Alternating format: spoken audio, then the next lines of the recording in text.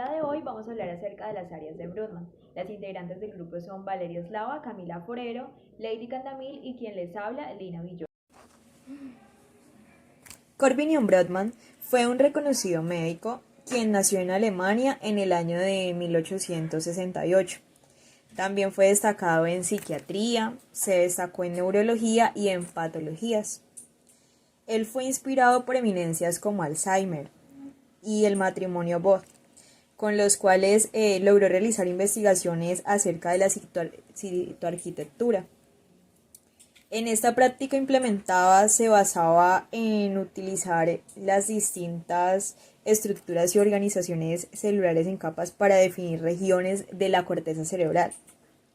Él fue reconocido como creador de las áreas de Brodmann, las cuales en la actualidad son la clasificación más útil de áreas cerebrales a nivel mundial, ya que las podemos utilizar no solo para estudiar, sino también para investigaciones acerca del cerebro. Anestésica procedente del cuerpo. ¿Qué quiere decir sensación somestésica? Soma significa cuerpo, estético significa sentir. Hasta las actividades más rutinarias como caminar o correr serían imposibles sin la información somestésica del cuerpo. Área 2. Esta área hace parte también de la corteza somatosensorial primaria, la cual cumple la misma función que la anterior.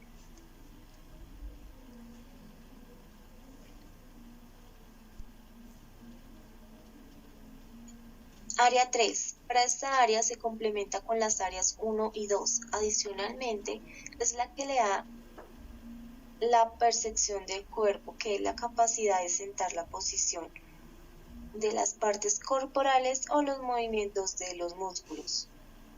Área 4. Esta área envía a los músculos esqueléticos la orden de contraerse o dilatarse, siendo de gran importancia para el área motora primaria. Áreas 5, 6 y 7 forman parte del área somatosensorial secundaria, cumpliendo como función planificar movimientos antes de realizarlos, ayudando a procesar e integrar la información de la corteza somatosensorial primaria. Área 8. En esta área se encarga del movimiento del músculo que controlan los ojos.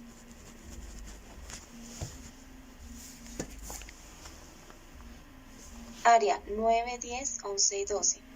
Estas áreas forman parte del prefrontal, el cual trabaja con aspectos como la empatía, memoria, atención, planificación, capacidad de dividir la atención, desarrollo de las habilidades cognitivas, vinculándose todo esto a la interacción social y al manejo de nuestra conducta. Área 13 y 14 están relacionados con el sistema límbico, coordinando los movimientos necesarios para el lenguaje y su conducta sexual y emocional. También cumplen la función del procesamiento de la información olfativa y visceral. Área 15. Esta área está vinculada con el proceso de la información de la presión sanguínea, la presión de la carótida y los ataques de pánico. Área 16. Esta área procesa aspectos como el dolor, la temperatura y la información fonológica y capacidad de tragar. Área 17, 18, 19 y 20. Estas áreas son las encargadas del procesamiento de la información visual, como color, forma, orientación, movimiento, visión en 3D, intensidad lumínica, y el reconocimiento de los estímulos visuales como la memoria. Área 21 y 22. Estas áreas están conformadas con el área auditiva para el procesamiento del lenguaje, ayudando a transformar y vincular la información auditiva con su significado. Área 23 y 24. Están conectadas al sistema límbico, procesando así la información emocional, la memoria, así como el pensamiento y la percepción de las emociones. Área 25 se vincula al movimiento que se produce por debajo de la rodilla al estado de ánimo, el apetito y el sueño. Área 26 se relaciona con la memoria autobiográfica, es decir, nuestra propia historia. Bueno, buenas tardes, profe, ¿cómo estás? A mí y a mis compañeras, bueno, ya Camila explicó parte de las áreas de Brodmann. A mí me va a corresponder hablar del área 26 hasta el área 47. Por ende, entonces empezaré a hablar del área 27, que es el rinencéfalo. El rinencéfalo es el bulbo olfatorio. Entonces, esta es la parte del cerebro relacionada con el olfato y está incluida en el sistema límbico, que es básicamente el sistema emocional. Este de igual forma está interconectado con el hipocampo y, como ya lo dije, pues es con el control emocional. Entonces, lo que esta área hace o lo que busca es ayudar a concentrar toda la información que viene desde el exterior a través del olfato, como la detección de olores, la diferenciación de los olores, la amplificación de estos y bueno, y obviamente pues también la sensibilidad que nosotros podemos tener hacia los diferentes olores. O sea, es diferente que tengamos una apreciación diferente por un olor dulce que por un olor tal vez agrio o un poco más fuerte.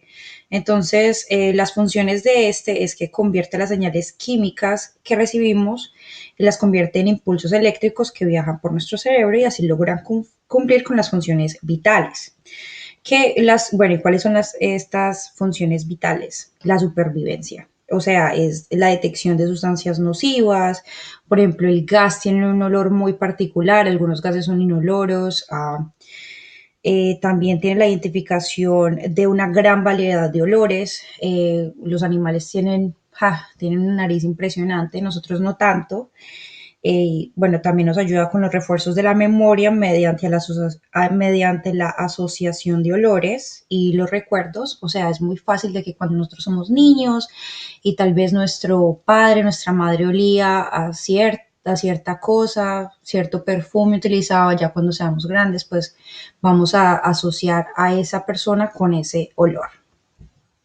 Bueno, y ya pasaremos a la diapositiva número 2. Este es el área 37, que es el giro occitotemporal. Y este hace parte del giro fusiforme, que es básicamente la circunvolución cerebral. Entonces ahí hay un dibujo donde nos muestra dónde está ubicada. Nos ayuda para el procesamiento de la información del color, el reconocimiento de la cara, el cuerpo, el reconocimiento de la palabra, del número. Entonces, las lesiones bueno, tener una lesión en esta área en particular, lo que puede provocar es la lesión que esta provoca, como estaba hablando, es la prosopagnosia, que es un trastorno cognitivo. Y lo que hace básicamente es que no reconoce los rostros familiares, incluyendo el propio a veces. O también se les llama la ceguera de los rostros. Entonces, en nuestra siguiente diapositiva tenemos el área 38, que es el área temporal anterior. Esta guarda experiencias sensoriales, recuerda objetos, música que se ha experimentado anteriormente. Uno de los ejemplos que puedo encontrar en esta área es que los expertos atribuyen el golpeteo del pie cuando escuchas una canción a esta área como tal. Entonces, aquí tengo un video que no está funcionando. Interesante. Bueno, continuemos entonces. Esta es el área número 22, 39 y 40, que en conjunto crean el área de Wernicke, que básicamente esta y con la de Broca son las áreas del lenguaje, pero esta es la comprensión del lenguaje. Entonces, lo que hace esta área es de que nos permite el entendimiento de las palabras escritas y las habladas. Entonces, también tiene la asociación de los sonidos con los conceptos. Sigamos por acá. Dice, ceguera verbal, que está catalogada como alexia, que es la incapacidad de entender palabras escritas. Y también tenemos la sordera verbal, que tiene el nombre de agnosia auditiva verbal, que es la incapacidad para entender las palabras escuchadas. O sea, podemos escuchar algo, pero no vamos a ser capaz de entenderlo. No tiene nada que ver con el sistema auditivo. Ese puede estar funcionando perfecto, pero es la incapacidad de entender lo que nos dice. Continuemos. Esas son las lesiones. Ahora vamos a hablar del área 41 y del área 42, que son las áreas acústico-sensitivas. Entonces ahí tengo una imagen, la 41, la 42 están ahí básicamente. El área 41 es el área temporal transversal anterior y el área 42 es el área temporal transversal posterior. Entonces, por lo mismo ahí están en las imágenes. El área 41 detecta cambios en la frecuencia y detecta el sonido. El área 42 hace la identificación del discurso y el reconocimiento y el procesamiento de la información. Entonces, bueno, ¿cuál es uno de los entonces, una de las lesiones es la sordera cortical, que es básicamente la agnosia auditiva, que es la incapacidad de reconocer o de diferenciar diferentes sonidos. Entonces, la agnosia auditiva no es la incapacidad del cerebro, bueno, es la incapacidad del cerebro para procesar los significados de los sonidos, pero no es un defecto en la audición misma. Bueno, seguiremos con el área de Broca, que es mi área favorita. Este es el área 44 y el área 45. Entonces, básicamente, el área de Broca es el procesamiento de la información de la producción del lenguaje relacionado al movimiento muscular. Entonces, la gesticulación, la entonación, el proceso semántico, es básicamente la producción del lenguaje hablado y del lenguaje escrito. Entonces, vamos a ver cuáles son las lesiones. Entonces, las lesiones son las afasias. Entonces, existe la afasia expresiva, la afasia motora y la afasia no fluida. Um, uno, de los, uno de los impedimentos cuando alguien está teniendo una afasia es el impedimento de la producción del lenguaje, como ya lo estaba hablando. Y sé del tema porque tuve una afasia debido a un derrame cerebral. Entonces, básicamente, la percepción que yo tuve de esta fascia como tal es de que yo podía reconocer todo lo que había enfrente mío, sin embargo, no era capaz de encontrar las palabras para expresarme. Y a la hora en la que yo quería decir algo, las cosas no salían tal cual yo esperaba que salieran. O sea, no podía comunicarme asertivamente. Mi cabeza se movía, o sea, no era ningún aspecto motor, porque yo tenía la capacidad de moverme perfectamente, sino de que a la hora de expresarme no era capaz de expresarme. Entonces, después de eso, pues perdí ambos idiomas y pues ya, o sea, es muy complicado cuando uno le ponen la imagen de una llave al frente y tú sabes que, o sea, uno sabe para qué sirve, pero no es capaz de darle una definición a esa llave.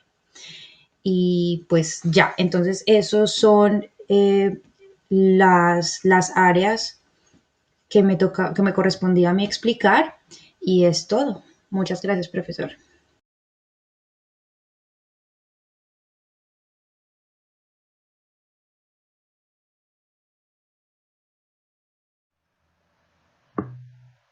Como podemos observar, la corteza cerebral. La corteza, o más conocida como corteza cerebral, es la sustancia gris que cubre la superficie de los hemisferios cerebrales a la corteza. Se le reconocen tres componentes principales: el arquicórtex, el paleocórtex y el neocórtex. Aquí, como podemos ver en esta área, esta se llama el área premotora. Acá el área prefrontal, el área de Broca, este verdecito que vemos acá. Este es el área olfativa, el área de asociación auditiva, áreas y funcionales, el área de Wernicke, el área visual primaria, el área de asociación visual, el área de asociación somestésica, el área gustativa. En esta parte, como podemos observar, se diferencian por sus diferentes colores. La corteza cerebral es de vital importancia para el ser humano porque es en ella donde ocurre el pensamiento, así como la toma de decisiones, la imaginación, la percepción y procesamiento de casi toda la información sensorial. La corteza cerebral es un área que se encuentra en la parte externa del cerebro y que tiene como finalidad dividir esta estructura en dos hemisferios y en diferentes áreas especializadas mediante los múltiples pliegues y circunvoluciones.